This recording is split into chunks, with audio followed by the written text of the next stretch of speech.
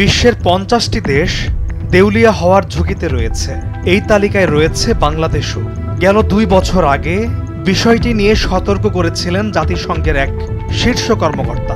এবার ঝুঁকিতে থাকা ৭টি দেশ নিয়ে একটি প্রতিবেদন প্রকাশ করেছে ভারতীয় সংবাদ মাধ্যম CNBC TV18।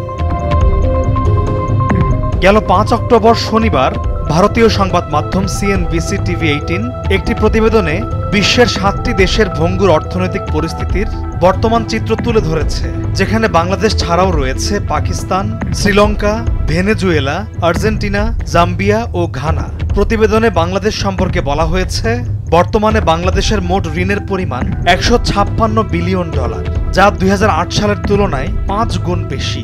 যেখানে S&P গ্লোবালের মতো বিশ্বব্যাপী রেটিং এজেন্সিগুলো বাংলাদেশকে জাঙ্ক বা জঞ্জালের স্থান হিসেবে চিহ্নিত করেছে।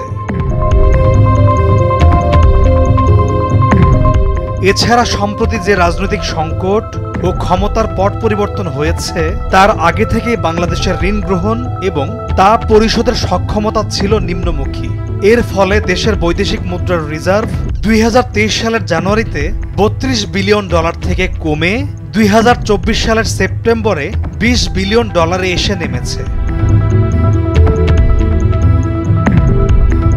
প্রতিবেদনে বলা হয়, গত কয়েক বছরে টাকার অবমূল্যায়ন করেছে বাংলাদেশ ব্যাংক, কিন্তু এ ধরনের পদক্ষেপে এখন পর্যন্ত কোনো সমাধান আসেনি। খাদ্যমূল্য বাড়ার কারণে ২০২৫ সালে মূল্যস্ফীতি বেড়ে 10.1% হতে পারে বলে ধারণা করছে এশীয় উন্নয়ন ব্যাংক ADB।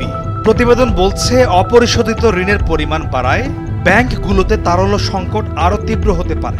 যদিও এখনই কোনো ঋণ সংকট নেই, তবে অর্থনীতির ক্রমাগত অবনতি ঘটছে। এর দ্রুত সমাধান প্রয়োজন। IMF এর $4.7 বিলিয়ন ঋণ বাংলাদেশের অর্থনীতিকে কিছুটা চাঙ্গা করেছে। ২০২৬ সাল পর্যন্ত ৩.৫ বছরে এই ঋণের অর্থ ছাড় করেছে তারা। ২০২২ সালে জাতিসংঘ উন্নয়ন কর্মসূচির প্রধান আচিম স্টেইনার সতর্ক বার্তা দিয়ে বলেছিলেন, বিশ্বের ৫০টি দরিদ্র দেশ দেউলিয়া হওয়ার ঝুঁকিতে রয়েছে। আর দেউলিয়া হওয়ার কারণগুলোর মধ্যে রয়েছে উচ্চ মূল্যস্ফীতি, জ্বালানি সংকট এবং ক্রমবর্ধমান ঋণের বোঝা।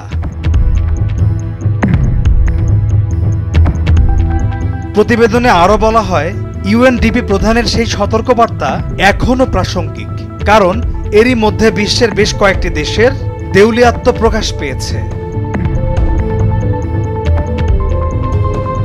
পলাশ খান, ভোরের কাগজ।